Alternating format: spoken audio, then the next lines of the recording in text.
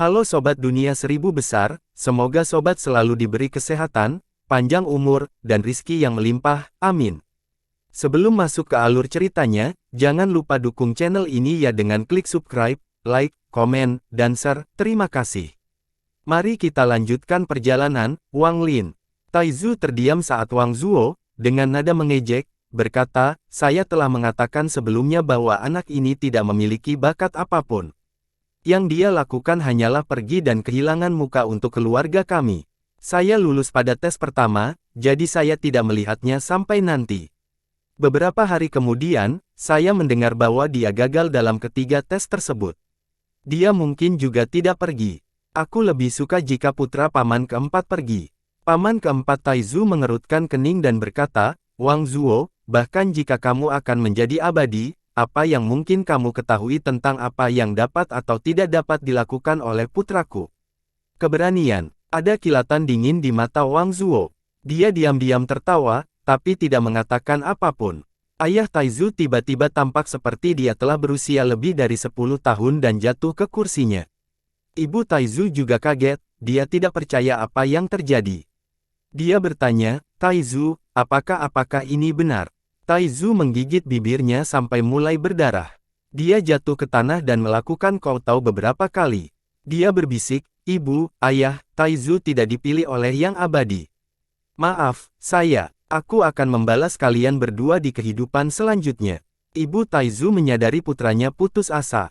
Dia dengan cepat berlari dan membantu Taizu berdiri. Dia berbisik, Nak, jangan khawatir.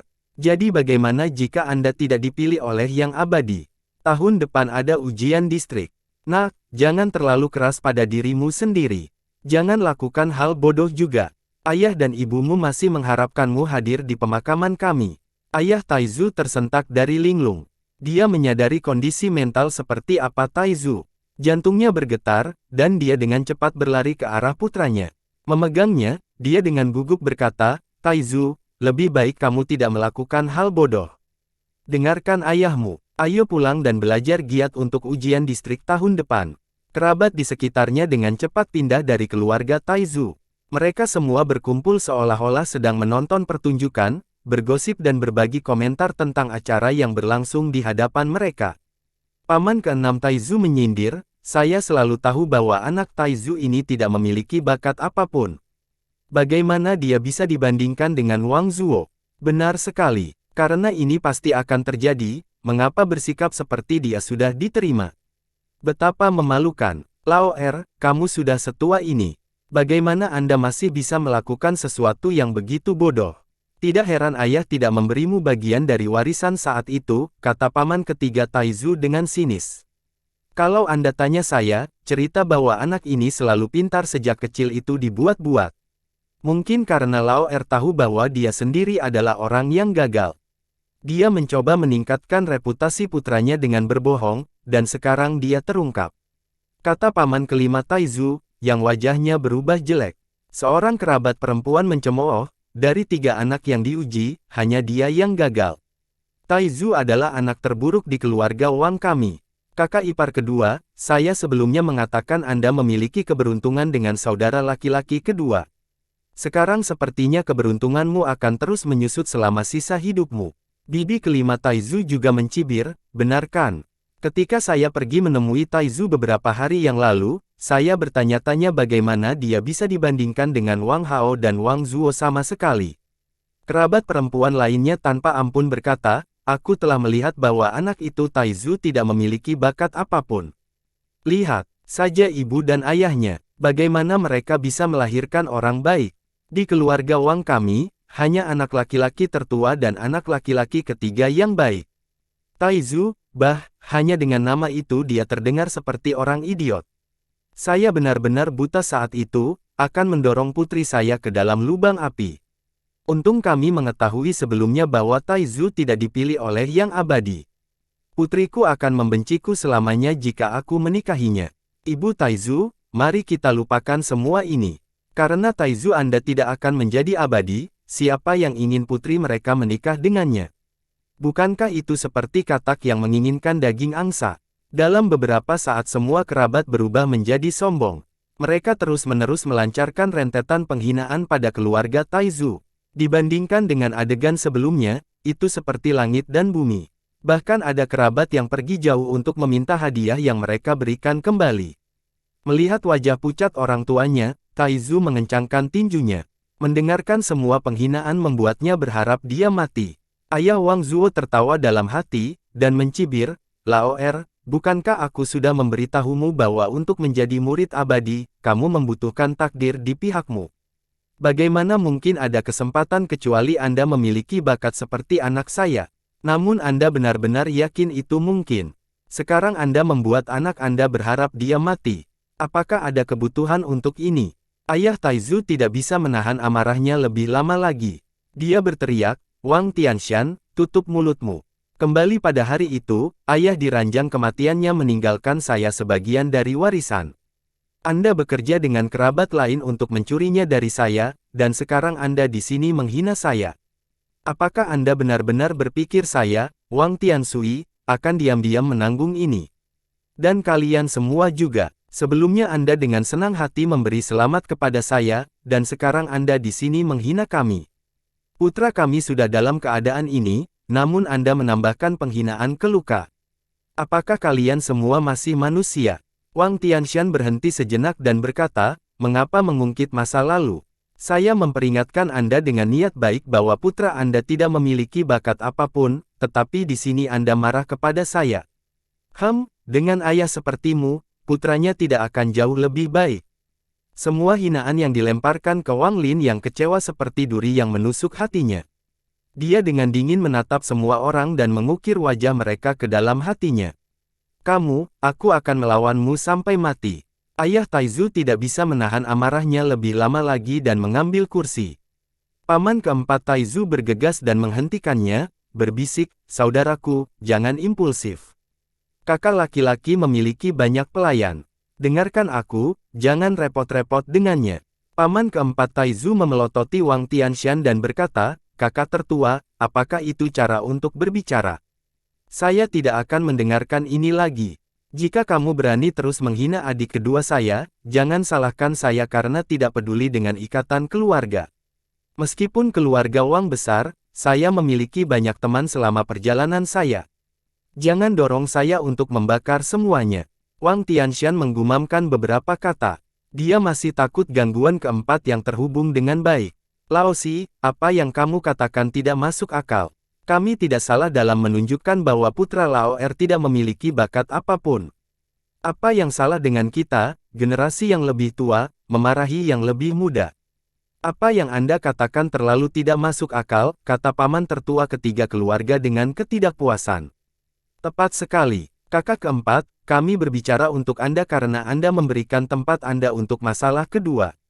Apa yang dikatakan Wang Zuo benar, putramu lebih kuat dari Tai Zu. Dia mungkin benar-benar dipilih oleh Yang Abadi." Kakak kelima Taizu menambahkan di samping.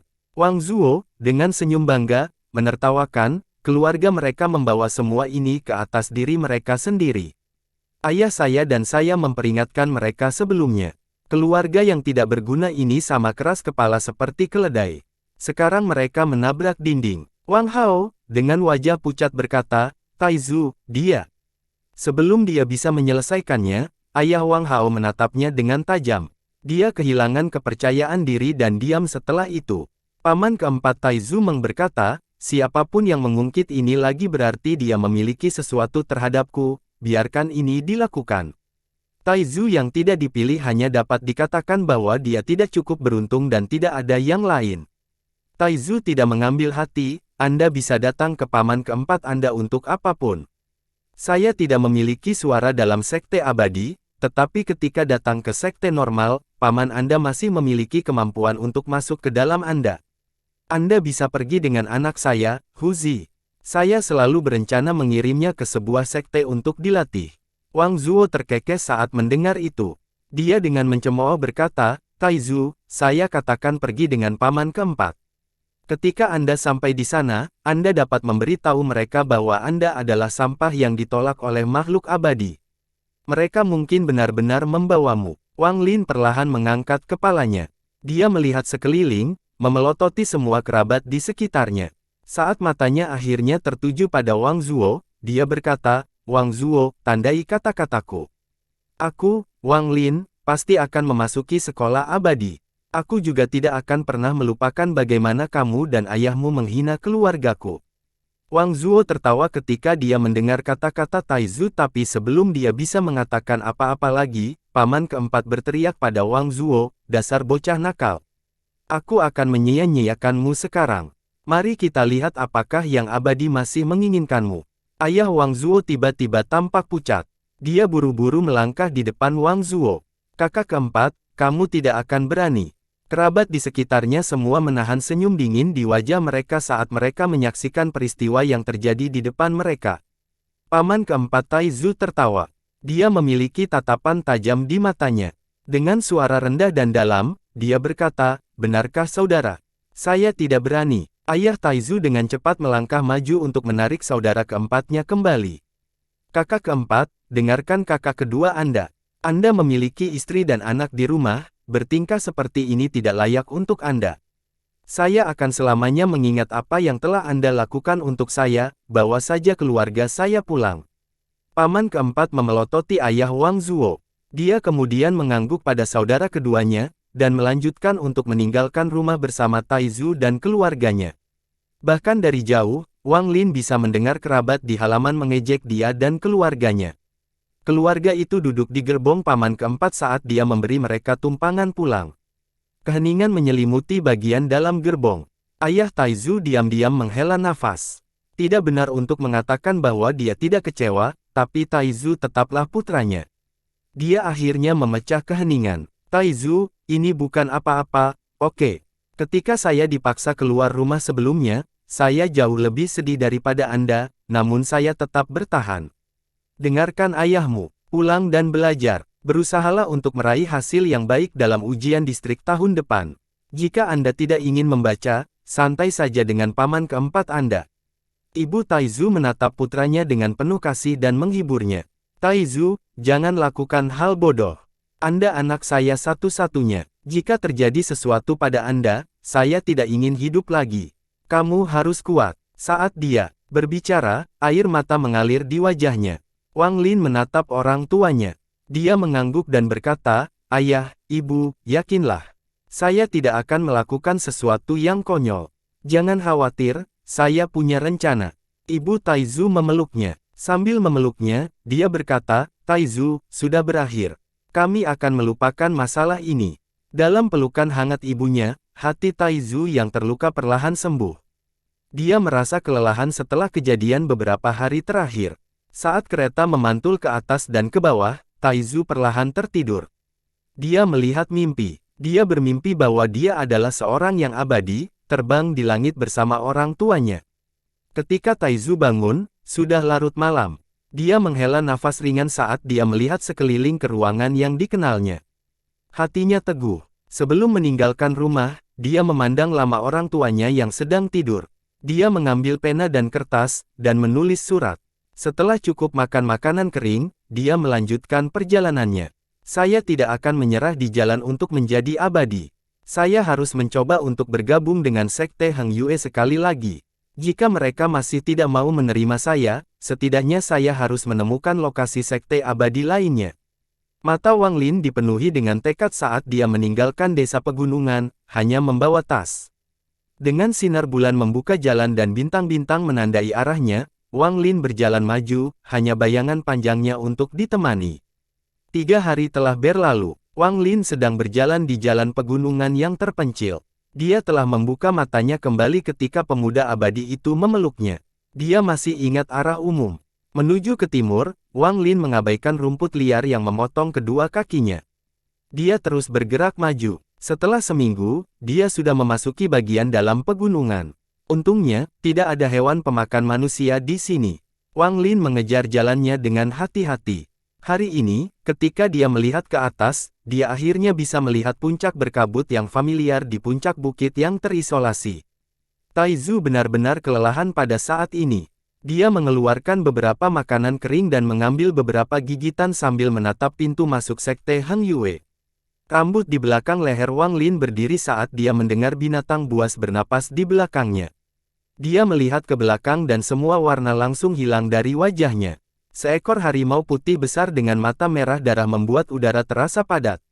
Tetesan air liur menetes dari sudut mulutnya, menghasilkan suara yang menetes saat menyentuh tanah. Harimau putih itu meraung saat menerkam. Wang Lin mengungkapkan senyum pahit, dan tanpa ragu melompat dari sisi tebing. Dia merasakan angin di wajahnya saat dia jatuh.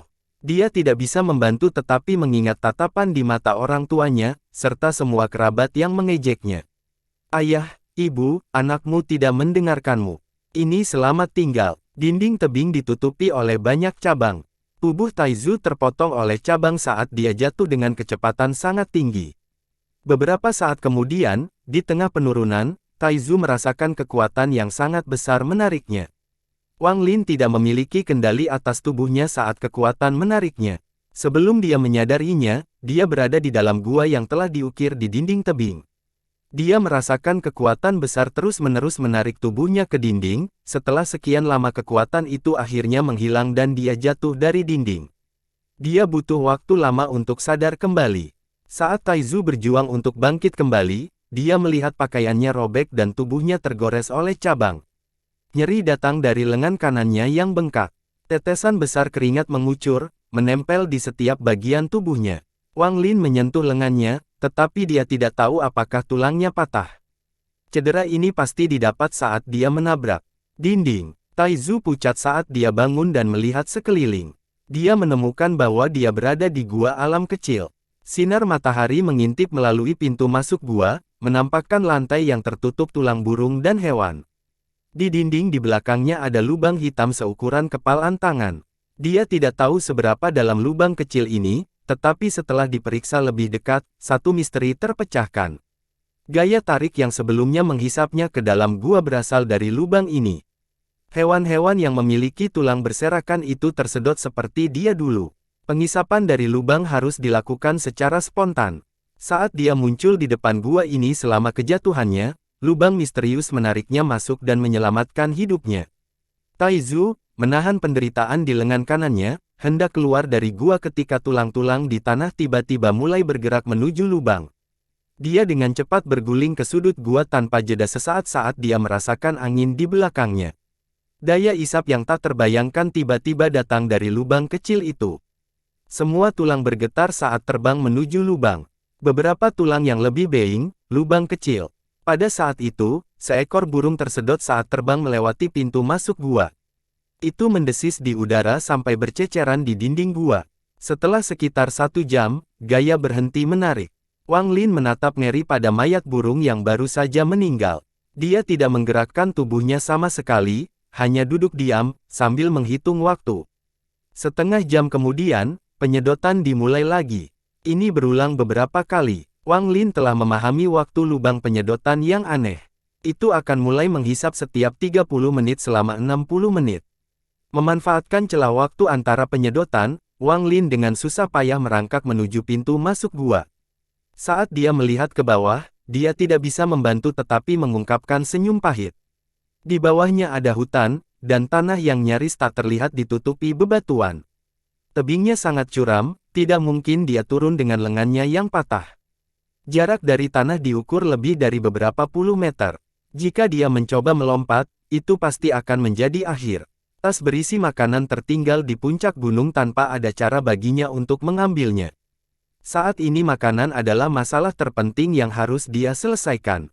Saat dia merenung, dia tiba-tiba teringat waktu hisap dan bergegas kembali ke sudut gua. Waktu di dunia luar sepertinya berlalu dengan cepat. Wang Lin bisa merasakan tubuhnya semakin lemah dan semakin lemah. Dia tidak punya perasaan di lengannya, itu benar-benar mati rasa. Dia tersenyum pahit saat dia berkata pada dirinya sendiri, terjebak di sini berarti kematian yang lambat, tapi melompat ke bawah akan menjadi kematian instan. Dia melihat mayat berdarah dari burung yang tersedot tadi. Dengan sedikit ragu, dia berjalan mendekat, mengambilnya, dan dengan enggan menggigitnya. Rasanya sangat mengerikan. Dia menghembuskan napas saat daging mentah di mulutnya membanjiri indranya, tapi kemudian terus memakannya. Dia hampir tidak mengunyah dagingnya, memilih untuk menelannya hampir utuh. Taizu merasakan kehangatan memasuki perutnya saat perutnya bergolak. Dia memakan burung itu dengan cepat dalam gigitan besar, lalu dia berdiri dan menarik napas dalam-dalam agar dirinya tidak memuntahkan semuanya. Dia melemparkan sisa-sisa burung itu ke samping dan duduk di dinding gua. Pikirannya berkelana, sesaat memikirkan orang tuanya, sesaat memikirkan paman keempatnya, sesaat memikirkan wajah mengejek kerabatnya, dan satu saat ia bahkan memikirkan tentang mata dingin pria parubaya berbaju hitam dari Hang Sekte Yue. Dalam keadaan kesurupan, Wang Lin melihat bangkai burung yang setengah dimakan. Tanpa mengedipkan mata, dia mengambil mayat untuk diperiksa lebih dekat. Dia melihat bahwa di dalam bangkai burung itu ada manik-manik merah seukuran bayi pertama. Dia sangat terkejut saat mengeluarkannya dari bangkai. Mengapa ada manik-manik di tubuh burung ini? Jantung Wang Lin berdebar-debar saat memikirkan sebuah buku yang pernah ditunjukkan oleh guru di desanya. Beberapa hewan hidup sampai jauh lebih tua, dan sesuatu yang disebut dantian akan terbentuk di dalam tubuh mereka. Jika seseorang memakan dantian, hidup mereka akan diperpanjang, dan kekuatan mereka akan meningkat. Bahkan anggota badan yang telah dipotong akan tumbuh kembali. Ketika dia melihat deskripsi itu, dia tidak mempercayainya, dan diam-diam mencemoohnya, tetapi sekarang dia tidak bisa tidak percaya pada mitos dan legenda sedikit lagi setelah bertemu dengan makhluk abadi. Jantung Wang Lin berdebar-debar cukup keras untuk terbang keluar dari dadanya. Jika manik ini benar-benar seperti dantian yang dijelaskan dalam buku, memakannya tidak hanya akan menyembuhkan luka-lukanya dengan cepat, tetapi juga membuatnya mudah untuk meninggalkan tempat ini. Bahkan lulus tes untuk bergabung dengan Hang Yue Sekte harus dimungkinkan, setidaknya dia akan bisa lulus tes ketekunan. Tapi manik itu sangat keras. Sepertinya tidak bisa dimakan. Dia menggunakan beberapa kain compang camping di tubuhnya untuk membersihkannya, mengembalikan warna aslinya. Manik abu-abu, dengan 5 awan terukir di atasnya, terungkap. Itu terlihat sangat tua. Wang Lin sangat kecewa, tidak mau menyerah, dia menggigit manik-manik itu, lalu diam-diam menertawakan dirinya sendiri. Taizu, kamu terlalu delusi. Bagaimana mungkin beberapa burung acak yang kebetulan terbang memiliki dantian? Wang Lin menghela nafas. Di luar sudah gelap. Dia merasa lelah dan tertidur dengan manik-manik di sampingnya dan tulang binatang menutupi lantai. Karena sekarang sedang turun, suhu turun sangat cepat, terutama di daerah pegunungan. Udara dingin memasuki tubuh Wang Lin. Dia meringkuk, dan malam berlalu dengan cepat. Keesokan paginya, sinar matahari mengintip dari luar gua saat matahari terbit. Beberapa tetes embun berkilau keluar dari manik-manik di sisi Wang Lin. Saat embun berkumpul, itu menetes ke tulang-tulang di dekatnya. Setelah beberapa saat, Wang Lin bangun. Bukan hanya lengannya yang masih membengkak, kondisinya sepertinya semakin parah. Wang Lin duduk di lantai, merasa sangat tertekan. Wang Lin bergumam pada dirinya sendiri, apakah saya akan terjebak di sini seumur hidup saya? Dia perlahan menoleh dan memperhatikan embun yang menumpuk di tulang. Karena dia haus, dia dengan hati-hati mengambil beberapa tulang dan menjilat embun dari mereka. Manisnya embun cukup bagus. Dia tidak tahu apakah dia sedang membayangkannya, tetapi seluruh tubuhnya terasa hangat dan nyaman setelah meminumnya. Terutama luka di lengannya. Ada perasaan nyaman dan gatal saat pembengkakan berkurang. Wang Lin menggosok matanya, dan melihat dari dekat lengannya. Pembengkakannya memang sudah turun. Dia dengan cepat melihat tulang di sekitarnya tetapi tidak dapat menemukan lagi dengan embun di atasnya. Pada saat itu, dia tiba-tiba memperhatikan manik itu dan melihat tetesan embun di atasnya. Dia ingat bahwa semua tulang yang memiliki embun ada di sebelah manik-manik. Dia dengan lembut mengambil manik itu, dengan jantungnya berdebar-debar, dan menggulung manik di lengannya untuk menyebarkan embun secara merata. Gelombang perasaan sejuk dan menyegarkan datang dari lengannya. Wang Lin menatap lengannya tanpa mengedipkan mata. Setelah beberapa saat, matanya bersinar. Bengkak di lengan sudah turun. Dia mencoba melambaikan tangannya. Meskipun masih ada rasa sakit, itu bukan masalah besar. Manik batu ini pasti harta karun. Wang Lin sangat terkejut. Selama beberapa hari berikutnya, Wang Lin mengandalkan burung yang tersedot ke dalam gua dan berceceran di dinding untuk makanan. Dia menghabiskan sebagian besar waktunya dengan cermat mengamati manik-manik batu. Setiap kali embun muncul, dia akan mengoleskannya di lengannya. Dia melakukan ini sampai lengannya pulih sepenuhnya. Dia tahu embun ini sangat berharga, jadi dia mengumpulkan beberapa di tengkorak burung. Pada hari ini, dia memercikkan embun yang telah dia kumpulkan selama beberapa hari terakhir ini pada selembar kain dan dengan hati-hati membengkokkan manik-manik di dalamnya. Setelah memastikan itu tidak akan jatuh, dia tiba di pintu masuk gua ketika kekuatan hisap berhenti. Dia menggunakan giginya untuk merobek pakaiannya dan mengikatnya menjadi satu, lalu mengikat satu ujung ke batu dan ujung lainnya di pinggang dan perlahan-lahan turun. Wang Lin telah turun sekitar 5 atau 6 meter ketika tangannya tergelincir. Tubuhnya jatuh dengan cepat, tapi untungnya pakaiannya keras dan memberinya waktu untuk berayun ke arah tebing dan meraih dahan sebelum kainnya robek. Keringat dingin membasahi dahi Wang Lin. Ketika dia melihat ke bawah, dia memperkirakan bahwa dia masih setinggi 20 meter. Dengan satu tangan, dia meraih sebuah dahan dan dengan tangan yang lain dia meraih kain dan mengikatkan kain itu ke dahan, baru kemudian dia merasa lega.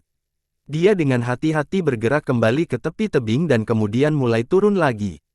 Ketika dia berada 10 meter dari tanah, kain itu telah meregang hingga batasnya, Wang Lin melompat tanpa berpikir dua kali. Pakaiannya tidak dapat menahan beban dan mulai terbelah, tetapi tetap membantu meringankan kejatuhan. Wang Lin merasakan angin membelai wajahnya saat turun, serta tah di bawahnya, memperlambat kejatuhannya. Dia memposisikan tubuhnya tepat saat dia mendarat, jari kaki mengarah ke bawah, dan berguling menjadi bola saat dia menyentuh tanah. Tanah terasa seperti pisau batu yang menusuk tubuhnya, menciptakan berbagai luka dalam, terutama luka di kaki ini. Itu sangat dalam sehingga Anda bisa melihat tulang-tulangnya. Wang Lin, dengan penglihatan kabur, terengah-engah.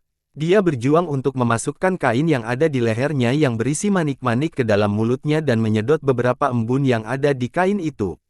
Setelah beberapa saat, dia berjuang untuk duduk dan, dengan tangan gemetar, mengambil kain itu dan meremasnya di atas luka di kakinya saat beberapa tetes embun keluar.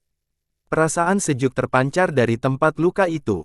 Setelah melakukan semua ini, Wang Lin jatuh ke tanah dan berdoa agar tidak ada binatang buas yang menyerangnya sebelum dia pulih. Saat itu, dia mendengar teriakan dari kejauhan. "Taizu, kamu di mana?" Wang Lin tercengang. Dia mendengarkan dengan saksama dan menyadari bahwa itu adalah suara ayahnya.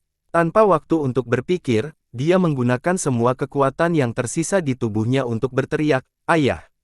Aku di sini!" Pelangi mendekat dari kejauhan, mengelilingi tebing dekat Wang Lin untuk beberapa saat lalu turun. Pedang cahaya turun dan menghilang, mengungkapkan murid Hang Yue Sekte dengan ayah Wang Lin di lengannya, mengerutkan kening pada Wang Lin. Ketika ayah Taizu melihat putranya, dia langsung menangis. Dia berlari ke arah Wang Lin dan memeluknya. Sambil menangis dia berkata, "Taizu, apa yang kamu pikirkan? Mengapa Anda harus begitu keras kepala?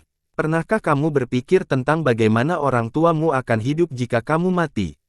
Wang Lin tercengang. Setelah memikirkannya, dia menyadari bahwa ayahnya salah paham, dan berpikir bahwa dia mencoba bunuh diri. Setelah melihat dirinya sendiri dan melihat betapa babak belur tubuhnya, dia tidak bisa menahan tawa pahit. Murid Hang Yue Sekte, nama keluarga Zhang, menatap Wang Lin. Dia melihat ke tebing di atas dan melihat pakaian yang telah robek tadi. Dengan beberapa lompatan, dia memanjat hingga mencapai gua. Dia merasakan suatu kekuatan mencoba untuk menyedotnya dan menunjukkan ekspresi terkejut. Namun, dia dengan cepat pulih dan melompat ke bawah seperti kekuatan itu bukan masalah besar. Dia berkata, dengan rendah, "Anakmu ingin bunuh diri tapi diselamatkan oleh kekuatan hisap alami dari gua. Sekarang Wang Lin telah ditemukan, mari kita kembali ke sekte dan minta tetua membuat keputusan." Murid Hang Yue Sekte menggulung lengan bajunya, meraih dua putra ayah, dan dengan cepat meninggalkan tempat itu. Setelah beberapa saat, mereka sampai di kaki gunung sekte Hang Yue, lalu menaiki tangga dan mendekati puncak. Kembali ke sini seperti ini menyebabkan perasaan Wang Lin campur aduk. Di puncaknya, ada banyak orang dengan ekspresi jelek. Murid Zhang dengan cepat mendekati salah satu dari mereka dan membisikkan sesuatu. Alis lelaki tua itu berkerut dan berkata dengan suara dingin, "Sejak orang itu ditemukan, kirim dia ke ruang tamu untuk menyatukannya kembali dengan ibunya." Di dalam kamar, ketika ibu Wang Lin melihat putranya, dia langsung menangis dan berlari untuk memeluknya. Setelah mendengar dari orang tuanya dia akhirnya tahu apa yang sedang terjadi. Ketika dia lari dari rumah, orang tuanya kembali ke keluarga Wang untuk mencari paman keempatnya. Mereka bertiga mengkhawatirkan keselamatannya, jadi mereka pergi mencari ayah Wang Zuo. Dengan tekanan paman keempatnya, ayah Wang Zuo dengan enggan meminta anggota keluarga untuk membantu meminta bantuan dari Sekte Hang Yue. Ini adalah pertama kalinya Hang Yue Sekte menemukan sesuatu seperti ini memilih untuk mengabaikannya pada awalnya. Namun, alasan mengapa Wang Lin kabur dari rumah adalah karena tidak diterima di Sekte Hang Yue. Meskipun Sekte Hang Yue tidak peduli tentang kehidupan dan kematian manusia, jika dia benar-benar mati dan berita tentang itu menyebar ke desa-desa terdekat, orang tua tidak akan ingin anak-anak mereka mencoba memasuki sekte tersebut. Khawatir tentang masa depan, mereka mengutus beberapa murid untuk mencari di daerah tersebut. Ayah Wang Lin masih khawatir jadi dia mengikuti mereka. Dan itulah yang menyebabkan keributan di hadapannya. Setelah beberapa saat, seseorang mengirimkan obat. Ibu Taizu dengan tergesa-gesa berterima kasih kepada orang yang mengirimkannya, dan dengan hati-hati memberikannya kepada putranya. Ini memang obat yang diproduksi oleh Sekte Abadi. Efeknya sangat bagus. Setelah meminumnya, Wang Lin merasa bahwa dia telah pulih cukup banyak, dan lukanya mulai berkurang. Orang tua Wang Lin tak henti-hentinya memberikan kata-kata penghiburan padanya. Dia ingin menjelaskan semuanya kepada mereka, tetapi dia tidak yakin apakah mereka akan mempercayainya. Pada saat itu, di aula Hang Yue Sekte, beberapa tetua sedang duduk mendengarkan murid Zhang menjelaskan bagaimana dia menemukan Wang Lin. Di ujung meja panjang itu, seorang pria berwajah merah berkata dengan tidak puas, "Apa hubungan hidup dan mati seorang yang fana dengan yang abadi seperti saya? Lihatlah sekolah abadi lainnya, yang mana di antara mereka seperti kita yang mengirim orang untuk mencari seorang anak yang mencoba bunuh diri karena dia tidak terpilih. Ini memalukan." Di sebelahnya, seorang pria parubaya dengan wajah dingin berkata, "Apa yang dikatakan tetua Ma benar. Di semua sekte di negara bagian Zhao, hanya sekte Hang Yue kami yang seperti ini. Tetapi jika anak itu benar-benar mati di pegunungan kita, orang tua akan takut anak-anak mereka semua akan mencoba bunuh diri jika ditolak. Lalu, siapa yang berani mengirimkan anak-anak mereka kepada kami?" Seorang lelaki tua berjubah menyesap teh dan berkata perlahan, "Pada kenyataannya, bukankah karena sekte Hang Yue kita telah menolak sehingga kita harus memilih murid yang cocok untuk kultivasi dari manusia? Jika itu 500 tahun yang lalu, siapa yang peduli apa yang manusia pikirkan?" Akhirnya, seorang tua yang penuh keriput menghela nafas dan berkata, "Jika pemuda ini pernah mencoba bunuh diri, dia bisa mencoba bunuh diri lagi. Untuk mencegah masalah ini berlanjut, mari kita buat pengecualian dan terima dia sebagai murid." Setelah dia selesai berbicara, dia melirik pria parubaya itu. Orang tua berwajah merah itu mengerutkan kening dengan ketidakpuasan dan berkata, "Elderly, apakah Hang Yue Sekte kita benar-benar akan tenggelam begitu rendah? Untuk membuat pengecualian bagi kehidupan dan kematian makhluk hidup." Elderly membuka matanya dan berkata dengan suara dingin, "Elder Ma, Bapak bangsa menyuruh saya untuk menangani masalah ini. Jika tidak ditangani dengan benar, dan sampah ini mencoba bunuh diri untuk kedua kalinya dan orang tuanya menyebar bahwa kita memaksa anak mereka untuk bunuh diri, bukankah itu lebih memalukan? Jika Anda bersedia bertanggung jawab atas masalah ini, maka saya akan membiarkan Anda menanganinya." Pria parubaya itu dengan cepat mencoba untuk berdamai dan berkata, "Tidak perlu berdebat. Mengapa kita tidak membiarkan dia menjadi murid dulu, kemudian setelah 8 atau 10 tahun, ketika dia gagal untuk terus berkultivasi, kita dapat mengirimnya kembali dan tidak akan ada masalah." Orang tua berjubah menjawab, "Jika pemuda lain mengikuti, apa yang akan kami lakukan?" Pria parubaya itu terkekeh dan berkata, "Ini adalah tugas yang mudah. Setelah ini, kami telah mempelajari pelajaran kami. Ketika kita mengecewakan orang di masa depan, kita harus menanamkan gagasan untuk tidak bunuh diri dan itu akan menyelesaikan masalah ini. Adapun Wang Lin ini, karena masalahnya sudah sebesar ini, mari kita anggap saja dia sebagai murid. Satu murid tambahan tidak masalah." Selain tetua Li, dua tetua lainnya memandang dengan serius ke pria parubaya, tidak mengucapkan sepatah kata pun. Pria parubaya itu tersenyum dan berpikir, "Oh Wang Lin, saya telah membantu semua yang saya bisa. Saya telah membayar Anda untuk potongan logam yang diberikan paman keempat Anda kepada saya. Saya sangat penasaran bagaimana manusia bisa mendapatkan jenis materialnya. Apa yang pria adalah bahwa paman keempat Wang Lin telah membelinya dari seorang pandai besi. Dia telah melihat banyak hal, dan begitu dia melihatnya, dia tahu itu tidak normal. Kali ini, untuk membiarkan Tai Zu bergabung dengan Hang Yue Sekte, dia membawanya keluar. Adapun untuk apa logam itu digunakan, dia tidak tahu. Sepotong logam mengubah nasib Wang Lin. Ketika berita itu sampai ke Wang Lin, dia tidak bisa mempercayainya. Dia entah bagaimana diterima sebagai murid tanpa alasan yang jelas. 2 hari kemudian, dia melihat orang tuanya pergi dari sekte Hang Yue. Setelah melihat kegembiraan di wajah orang tuanya, dia memutuskan untuk serius berkultivasi di sini. Namun, cara berpikirnya berubah setelah orang tuanya pergi. Dia diam-diam dipanggil ke tempat di mana para murid mendapatkan pekerjaan. Mereka ditugaskan dan melihat seorang pemuda yang tampak licik. Wajah pemuda itu penuh penghinaan. Dia menatapnya dan tertawa. Jadi, Anda adalah Wang Lin, anak yang menjadi murid dengan bunuh diri. Wang Lin diam-diam melihat pemuda yang menantangnya. Pemuda itu mencibir, "Nak, mulai besok pagi kamu datang kepadaku untuk bekerja. Tugas Anda adalah mengambil air, tidak kurang dari 10 tong sehari. Jika Anda tidak dapat menyelesaikan pekerjaan, maka tidak ada makanan untuk Anda, dan jika Anda melanjutkan selama 7 hari maka saya akan memberitahu para tetua untuk mengusir Anda dari sekte. Ini pakaianmu. Ingat, murid kehormatan hanya bisa memakai abu-abu. Setelah Anda menjadi murid sejati, Anda akan diberi warna lain." Setelah dia selesai berbicara, dia melemparkan pakaian itu ke Wang Lin dan menutup matanya. Wang Lin mengambil pakaiannya dan bertanya, "Di mana saya tinggal?" Pemuda itu bahkan tidak membuka matanya dan dengan santai berkata, "Pergi ke utara sampai kamu melihat deretan rumah. Berikan lencana Anda kepada murid di sana dan mereka akan memberi Anda kamar." Wang Lin pergi dan menuju utara ke rumah. Pemuda itu membuka matanya dan berkata, dengan jijik, "Bergantung pada bunuh diri untuk bergabung, dia benar-benar sia-sia."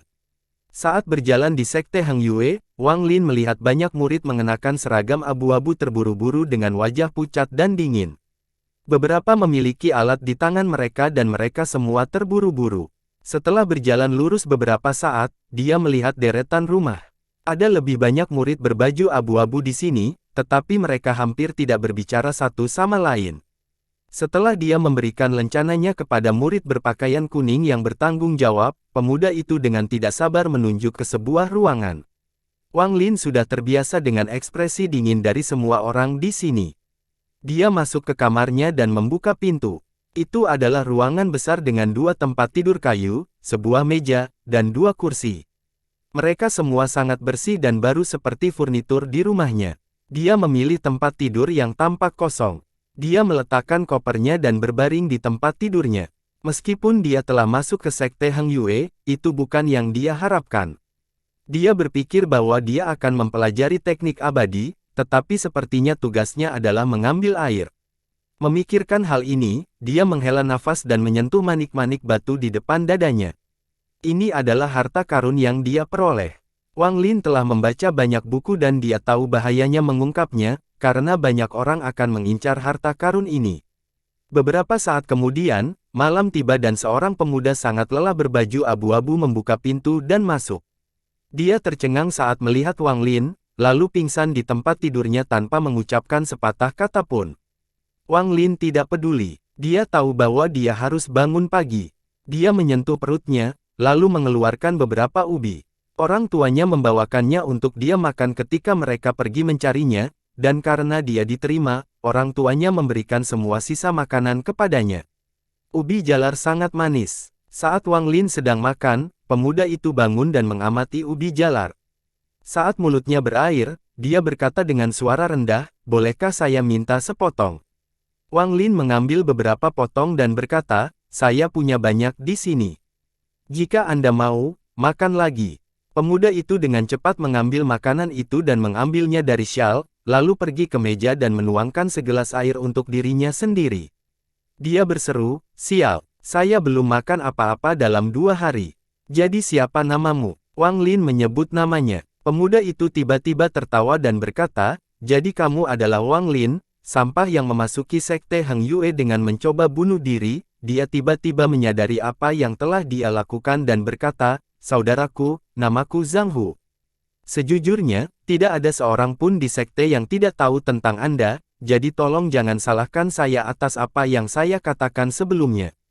Nyatanya, saya mengagumi Anda karena bisa masuk sekte dengan cara ini. Wang Lin tertawa getir. Dia tidak mencoba menjelaskan dan memberikan beberapa potong ubi. Zhang Hu dengan cepat menerimanya dan mengambil beberapa gigitan, lalu berkata, Wang Lin, lebih baik kamu tinggalkan sebagian untuk dirimu sendiri. Anda baru di sini. Entah kejahatan apa yang akan coba dilakukan musang kuning itu. Sial, dia bahkan tidak memperlakukan kita seperti manusia. Bersambung.